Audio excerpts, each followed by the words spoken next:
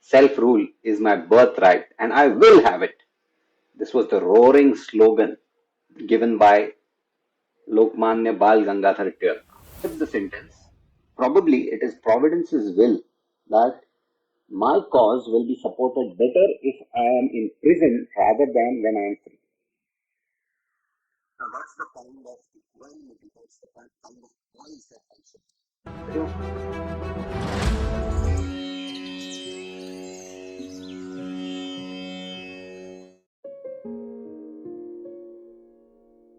स्वराज्य हा माझा जन्मसिद्ध हक्क आहे आणि तो मी मिळवणारच.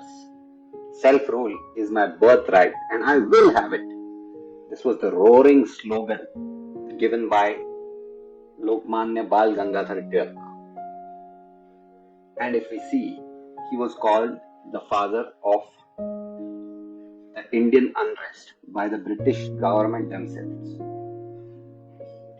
If we look into the lives of such people like Lokmanya Bal Gangadhar Tilak, we realize that they were so focused, so single pointed in their objective that they had nothing else to look at. देश के स्वातंत्र के आगे उनको अपनी family की भी नहीं पड़ी थी. They had nothing else to look at.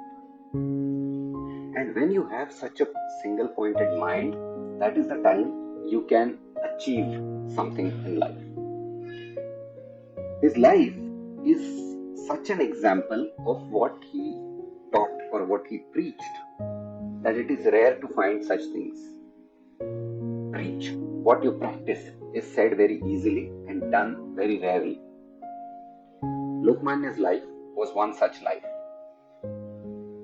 In the plague in which spread out in Pune in his lifetime, there were many atrocities done by the British army on the local people. We have all seen what needs to be done in disease times during COVID just a couple of years ago. But this was taken to terrible levels where the army used to come and take people, pull them by their hands or legs, or sometimes even not touch them but hit them with sticks to the quarantine camps. And such things happened frequently. And none of the people were able to raise their voice to stand up for their rights in such times. In such times, Lokmanya was the first one to write about these atrocities in his newspapers, Kesari and Maratha. And when he wrote, people realized that when they read it, people realized that we do have rights and we should stand up for them. And when there are atrocities being done against us, we should resist them. Or if we cannot resist them, we should fight back in some way or the other. This instigated, in British words, this instigated the revolutionaries like the Chafeka brothers. And they shot dead a British officer who was doing all this. His name was Rand. When they did this, they were of course caught, they were hanged, but Lokmanya was allegedly or accused that he allegedly knew that all this was going to happen and he supported them. And Lokmanya tried to prove that he was in no way concerned with this conspiracy. But the British government was the British government. They just needed a small gap to catch hold of Lokmanya and punish him because he was already a thorn in their eye. So they sentenced him to a jail for 6 years, and that too not anywhere in India but in Burma, in Mandalay. And his first words when he heard this sentence were that, okay, I accept the sentence. Probably it is Providence's will that my cause will be supported better if I am in prison rather than when I am free. Now that's the kind of equanimity, that's the kind of poise that one should have. That you're struggling so much for your cause, day in and day out, 24 hours a day, you have nothing else in your mind but this cause. And now for 6 years, you're not going to be able to contribute to it in any way. In fact, you'll be in jail, you'll be probably punished in severe ways, and you accept it as if nothing has happened.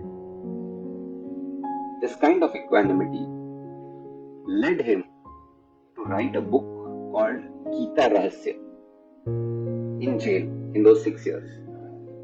And his understanding of the Gita came out as, although there are many interpretations of the Gita, and although there are many paths towards mukti, freedom, that have been quoted in the Gita, the main message given by the Gita is that of Karm Yoga.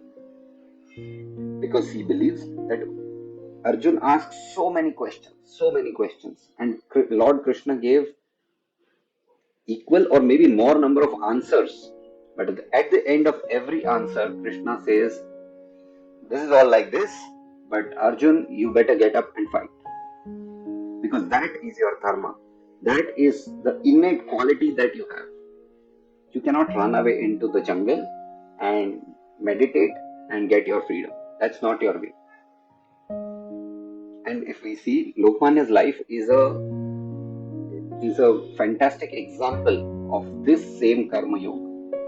He keeps doing things and never gets attached to the result.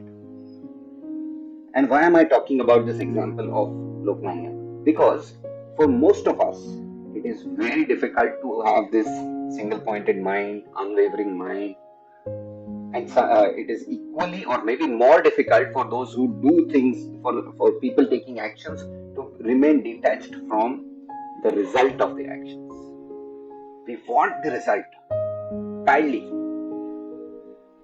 Now, when we want to focus on something, we want to have this unwavering mind. Typically, what comes in our way is either lethargy, we don't want to do it right now, or there are many temptations that come up. So, if I'm a business owner and like in COVID times or due to the Russia-Ukraine war or due to whatever reason, if there are difficulties in my business, if there are times business is about to be stalled, what is my natural reaction? What do I do? And what am I supposed to do? What is the right thing to do? Which will really help me in such situations. It is very natural, it is very normal to react out of fear, out of survival instincts in such situations. It is very normal to protect only yourself or your families. But such decisions generally lead us into a guilt in the future. It usually gradually leads us to our downfall. Then what is the right thing? The right thing is to be able to respond to this situation with a very equanimous mind. This ability to take actions from an equanimous mind instead of falling into the trap of fear or panic will actually make you bold and different leaders in your lives. And if I do that, the kind of satisfaction that I will get is not describable. Now, if we look at it from a totally modern perspective, is this not what any leadership or management skill coach is going to say? So, if we see this modern practical view and the Bhagavad Gita view are saying one and the same thing, which is what even Lokmanya said.